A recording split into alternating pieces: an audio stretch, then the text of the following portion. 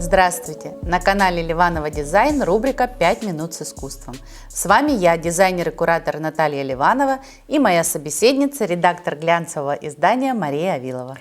Всем привет! Как говорил Аристотель, целью искусства является не представление внешнего вида вещей, а раскрытие их внутреннего значения. Как прав был Аристотель.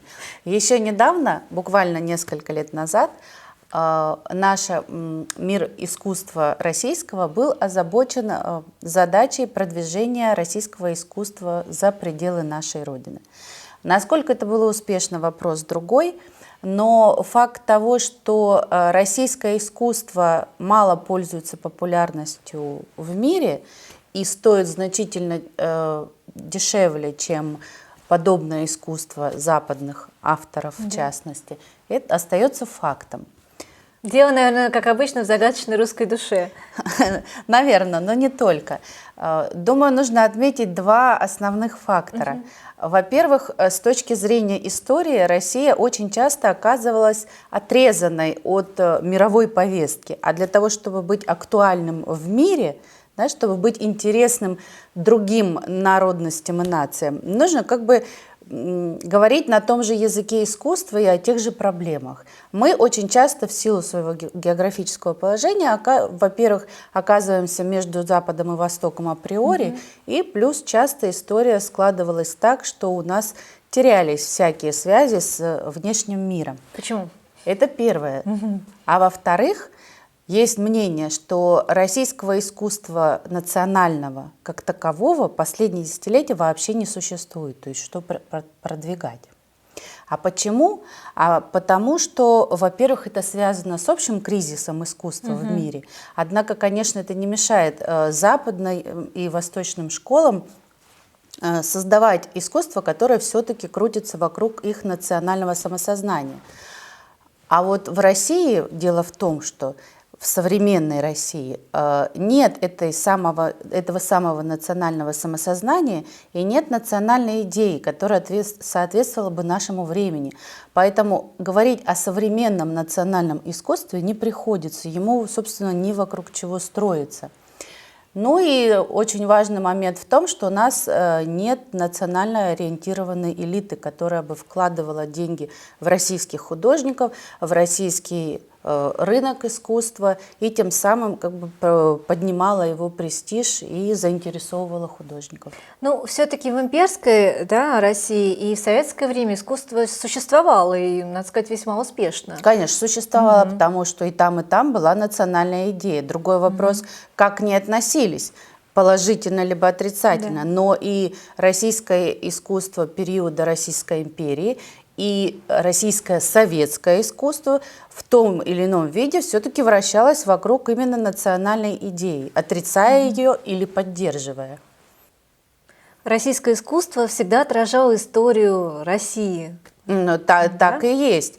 Дело в том, что первое влияние западного искусства на русское искусство, на российское искусство случилось с принятием России христианства, с крещением Руси. И тогда к нам впервые было, если так можно сказать, прорублено Владимиром окно в Европу, и к нам пришла византийская культура. И уже наши художники, на тот момент иконописцы и зодчие, перенимали архитектуру и приемы художественные византийских мастеров. И так продолжалось вплоть до монголо-татарского ига. Да, потом пришло татаро-монгольское нашествие в XIII веке. Да, и на 200 лет Россия оказалась отрезана от западной культуры совершенно. И варилась в собственном соку, в собственном, вперемешку с восточным. Это тоже не могло не оказать влияния на российское искусство, но западного влияния не было никакого. Более того, на сегодняшний день не сохранилось практически никаких памятников искусства времен монголо-татарского ига.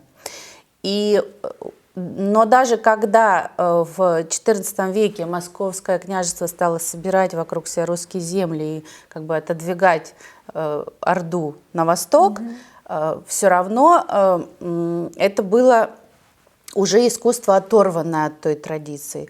В это время уже в Европе начиналось возрождение. Мы об этом слыхом не слыхивали. И наш Феофан Грек и Андрей Рублев писали вполне себе в византийской традиции, хотя уже создавалась своя собственная Московская школа живописи, отличная от этого, но никак не западная. А потом во время правления Петра I мы снова прорубили Ну, в Европу. получается, что следующий глоток воздуха из Европы пришел нам вместе с Петром I, но уже больше из Северной Европы, да, потому что он сам учился в Голландии, привозил оттуда мастеров, всячески пытался внедрять западную культуру в России, начиная от архитектуры, заканчивая одеждой и пресловутыми бородами, которые он заставлял брить наших бояр, и чему общество, надо сказать, очень сильно сопротивлялось, потому что много лет это незнакомая, совершенно незнакомая чуждая культура, и как бы воспринимать ее никто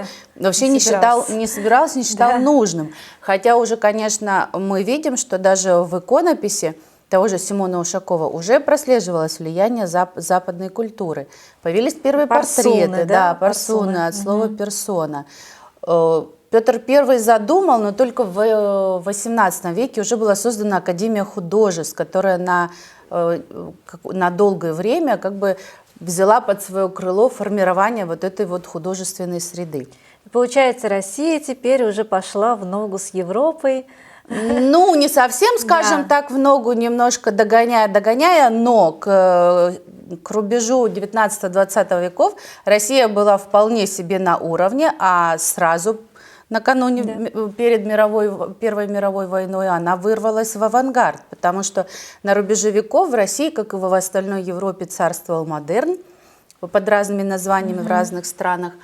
А уже на его основе у нас появились различные художественные течения: лучизм, кубофутуризм, абстракционизм, супрематизм и всякие прочие измы, которые и позволили на тот момент русскому искусству вырваться вперед и стать известным во всем мире, потому что это именно было действительно даже не просто наше национальное искусство, это было актуально во всем мире. То есть мы были абсолютно в мировом контексте культуры и искусства. Появились русские балетные сезоны. Да, в 1906 году прошла первая выставка в Париже. С 1909 года начали проводиться балетные сезоны. То есть Россия была полноправной участницей мирового культурного процесса.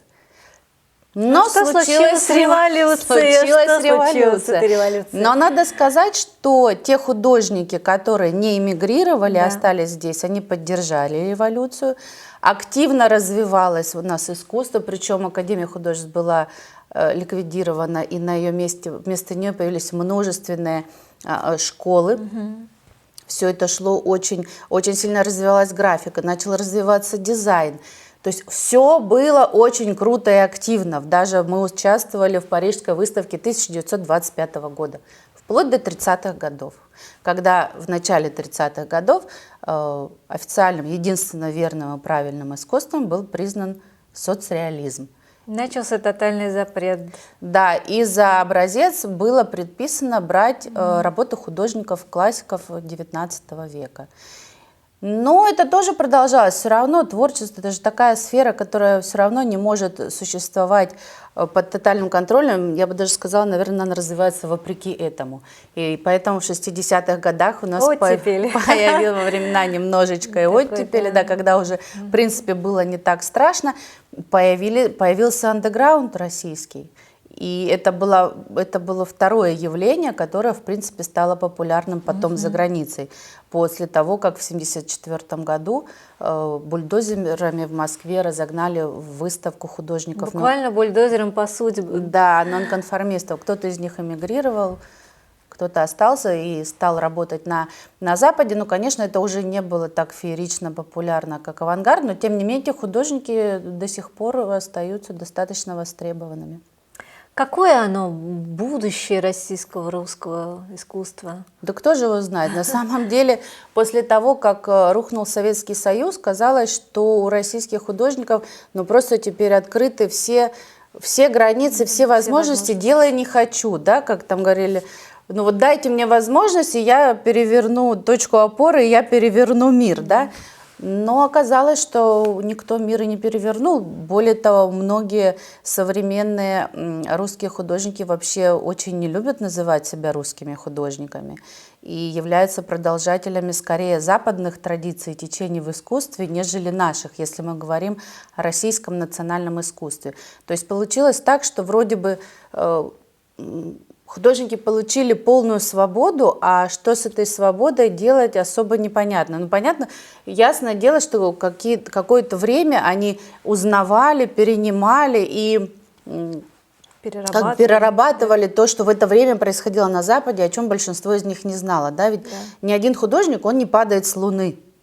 Он всегда поначалу что-то копирует, но он берет эту точку какую-то и развивает во что-то новое.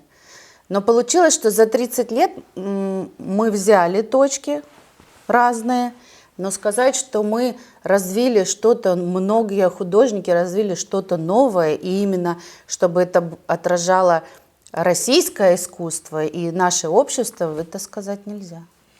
Ну, предположим, что можно взять и соединить русскую античность с искусством советского периода, все это продумать, переработать. Может быть, есть какой-то шанс создать совершенно новую, современную российскую культуру? Но будем надеяться на то, что русская культура, российская культура, она всегда как раз развивалась в тяжелые периоды, в переломные периоды, ну, как показывает наша история. И учитывая то, в какое время мы сейчас живем, ну, очень хочется надеяться, что российская культура, российские художники родят что-то новое, не просто российское, но и в то же время то, что будет интересно и другим. Ну что ж, история цикличная, как-то, да, говорят, развивается по спирали. У нас есть все шансы. Будем надеяться, что у нас есть шансы, и что мы этим шансом воспользуемся. На этом наша пятиминутка окончена. Помните, что искусство нам дано, чтобы не умереть от истины. Всем пока! С вами были Наталья Ливанова и Мария Авилова. До встречи на канале. Всем привет! Как говорил Аристотель... Продолжить, как говорил Аристотель. А что он говорит, я не помню.